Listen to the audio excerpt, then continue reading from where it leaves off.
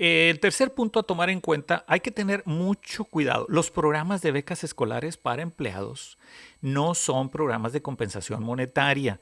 ¿Por qué? México tiene, nuestro país tiene en la ley están ya protegidos ciertos programas a previsión social, es decir, lo que tiene que ver con educación, salud pública, alimentación, ya está nomenclaturado dentro de los programas de la ley, es decir, se traducen a una prestación, a una compensación no monetaria. Entonces, por ejemplo, un programa de educación no se considera un programa de compensación monetaria, sino una prestación. Entonces, ahí sí tenemos que tener mucho cuidado porque hay ciertas deducciones, por ejemplo, todos los bonos de despensa, los bonos de gasolina, todo eso hay que evitar determinar que estamos haciendo compensaciones monetarias por esos rubros. Pues no, se están considerando como especie, no como monetarios. ¿Por qué? Porque pasan por deducibilidad. Entonces, cuando la empresa tiene un programa de celebración con alimentos como por ejemplo, pues no lo sé, cumpleaños o cosas de estas, no son programas de compensación monetaria. Todo eso, que es varias cosas y varias que se me están escapando, pero que tengan esta misma idea, por favor, omítanlas, porque un programa de compensación monetaria es determinantemente entregar una cantidad económica y se paga un rubro específico de impuestos por ello.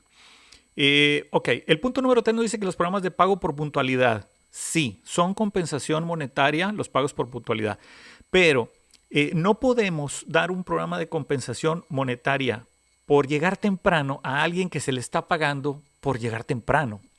Necesitamos una justificación.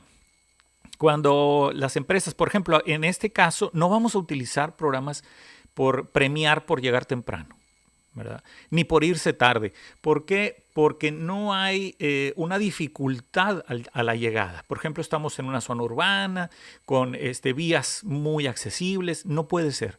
En el caso de que las empresas, muchas veces, ¿verdad?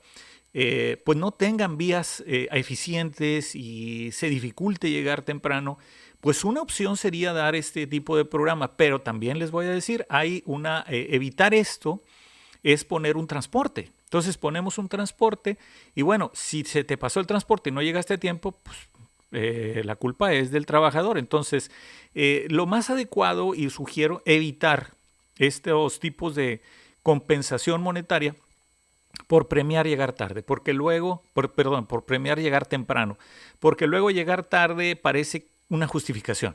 Y no es así. Entonces hay que tener una buena razón. Ya lo platicamos, los bonos de despensa, gasolina, similares, no son compensaciones monetarias porque están asociados a una derogación por previsión social. Entonces esto ya lo convierte en una compensación no monetaria. El punto número 5, es recomendable ponerle un nombre a cada programa. Es muy, muy, muy importante. Aquí lo vamos a hacer. Porque se identifica el fin de la implementación y hace más clara la meta para el trabajador. De hecho, de esa manera podemos boletinarlo, vamos a decir, entre los empleados para que sepan que hay pues no una premiación, pero sí hay un estímulo al llevar al cabo un programa dentro de lo que es el diseño institucional de la empresa. Ahora, que sí bueno, aquí no vamos a ver todos los pormenores, pero sí es muy importante que quede bien claro esto, el boletinarlo para que no caigamos, digamos, con los empleados en una falsa expectativa.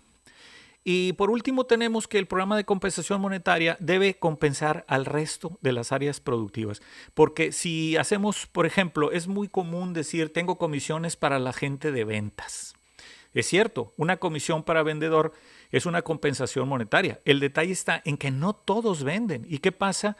Que toda la gente que tenemos, por ejemplo, secretarias, contadores, el tesorero, los promotores dicen, pues es que yo hubiera sido vendedor, ¿verdad? Son los que tienen comisiones aquí y yo no tengo. Entonces, habría que ser muy astuto para tener un buen programa de compensación monetaria que recompense de alguna otra manera al resto de las personas. Bueno. Aquí ya vamos a empezar, estamos listos y vamos a empezar a retomar datos, como se comentó. En este caso tenemos, por ejemplo, los departamentos, que sería de gastroenterología y sus derivados. Y entonces ahora vamos a desarrollar hacia adentro cada uno de los puestos, pero la introspección ahora ya es numérica, es decir, necesitamos calcular el ingreso por salario mensual. En el caso de este sería sueldo mensual base. Aquí tenemos, por ejemplo, el departamento de gastroenterología, que por cierto es el pilar de nuestra clínica, por lo que estos 5 puestos son esenciales. Bien, el sueldo mensual debe ser asignado a nivel de sueldo base. ¿Qué quiere decir esto? Mucha atención. El sueldo que regularmente le comentamos o le damos al prospecto no es el sueldo base, es el sueldo, vamos a decir regularmente quincenal, que va a recibir, pero en sueldo nominal. Es decir, va a haber de ahí deducciones de compensaciones no monetarias, por decir algo, que son las prestaciones y los impuestos.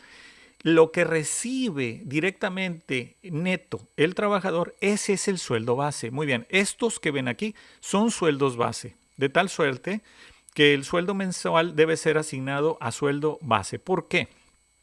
Porque el programa de compensación monetaria está nomenclaturado a partir de lo que recibe el trabajador, no de lo que cuesta el trabajador. El trabajador cuesta mucho más que lo que recibe. Cuesta salario real incluso, pero vamos a decir salario nominal que ya trae sus prestaciones, ese no es para el cálculo de un programa de compensación. Bien, ahora, es conveniente ordenarlos como están aquí en escala jerárquica, por percepción. ¿Por qué? Porque de esa manera nos damos cuenta de varias cosas, entre otras. Si vamos a hacer una descripción puntual del desempeño para ciertas áreas, aquí nos podemos dar cuenta cuánto es el costo que vamos a tener para implementar este programa. Por ejemplo, si vamos a poner una tasa porcentual de programa de compensación por el sueldo que recibe cada trabajador, pues naturalmente los que están más arriba, pues nos van a hacer un programa más caro.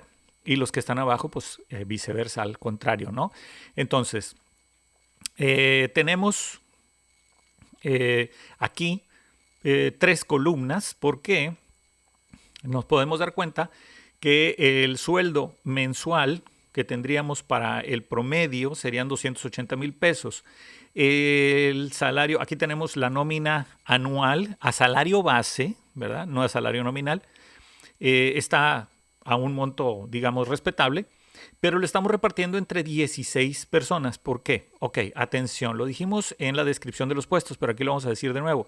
Estos son 5 puestos, pero el número de vacantes difiere al puesto. Tengo 2 cirujanos, como se puede ver aquí. Tengo un gastroenterólogo internista.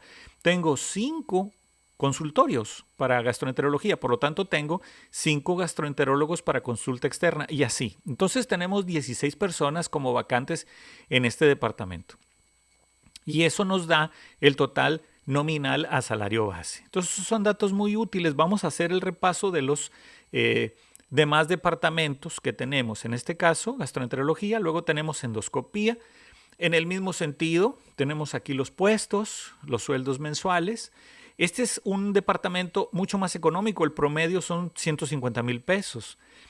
Sin embargo, también tenemos menos personal, tenemos 9 personas, pero sí podemos ver que pues, los sueldos están un poquito más equilibrados y bueno, esto es otro dato. Luego tenemos bariatría, donde tenemos menos personas, pero curiosamente aquí, pues este es muy alto. Entonces aquí tenemos una nómina muy alta. Aquí tenemos que tener cuidado. En sí directamente conforme al número de vacantes y los sueldos que se están pagando para este tipo de profesional, aunque nuestra clínica es primordialmente de gastroenterología, pues aparentemente aquí tenemos más costo, es más caro nuestro departamento de bariatría. Entonces habría que ver desde lo que es, bueno, esto ya tiene que ver con lo que es la planta, con también ahora lo que es el programa de compensaciones, ¿verdad? En menos personas estamos invirtiendo más. El promedio de sueldo mensual es mayor incluso que el de gastroenterología. Luego viene lo que sería hepatología y si se fijan también está muy equilibrado. La nómina es muy similar en total por departamento. Y tenemos el personal de asistencia. El personal de asistencia es una cantidad bastante más grande que cualquier otro departamento. Es normal, es natural, pero los sueldos, al ser mucho menores, nos erogan un equilibrio, digamos, en la nómina. Si se fijan, es exactamente, bueno, no exactamente, es muy, muy similar el salario que estamos pagando por este departamento. Si vemos un condensado, al final nos vamos a dar cuenta de eso. Tenemos RH, también aquí está recursos humanos, con todos los que serían los puestos determinados y las vacantes. Y pues este es un digamos, departamento económico, está bastante más bajo. Y ahora al final tendríamos el resumen. Aquí esto es bien importante darle un seguimiento, una visión a esto. En primer lugar, se percibe que el departamento más costoso, como lo dijimos, es bariatría. Seguido el personal de asistencia, que hay una lógica por esa cantidad de personas que tenemos en vacantes, es prácticamente más del doble. Y luego está gastroenterología en tercer lugar. Entonces, el personal de asistencia está bastante justificado. Bariatría, digamos que pues nos sale caro. Y tenemos gastroenterología. Lo podemos dejar de esa manera si también diseñamos un equilibrio en los programas de compensación. Ya lo veríamos en su momento. Solo recursos humanos y endoscopía se encuentran por debajo del promedio del sueldo mensual, que aquí reporta 254,000 pesos, como se puede ver. Bien, solo esas dos áreas están por debajo y el resto está por arriba de una manera muy equilibrada. Bueno, lo podemos dejar de esta manera y el dato que vamos ahora a trabajar hacia adelante, mucha atención, para nuestro diseño de programa de compensación monetaria, es el total de la nómina anual. La nómina anual asciende, como está aquí, a 18 millones de pesos, un poquito más. Y entonces ahora vamos a tomar datos que son importantes para el diseño. Primeramente tenemos que el tamaño de la planta instalada serían 2,000 metros cuadrados, que incluyen un equipamiento de clínica para 20 encamados, 2 quirófanos y 10 consultorios en consulta externa. Luego tenemos que, en resumen, tenemos 103 empleados. Toda esta planta serían 103, con un sueldo mensual promedio base, a salario base, de 14,700 pesos. Y ahora tenemos nuestros costos fijos indirectos. El único dato que tenemos es ese total, precisamente, que acabamos de ver, los 18 millones de pesos. Bien, pero necesitamos el resto, es decir, a una clínica con este equipamiento de este tamaño, y esto necesito que lo repliquen como equipo a todas sus empresas. Hay que tener estos datos para ir proyectando. Y entonces vamos a hacer aquí un promediado para saber cuánto de los otros 4 rubros de costos fijos o indirectos tenemos para esta empresa. A partir de estos gastos técnicos administrativos tenemos una incógnita de lo que sería alquileres y depreciaciones. Las obligaciones y seguros sería precisamente lo que es el pago de compensación no monetaria o de prestaciones e impuestos para poder complementar el salario nominal.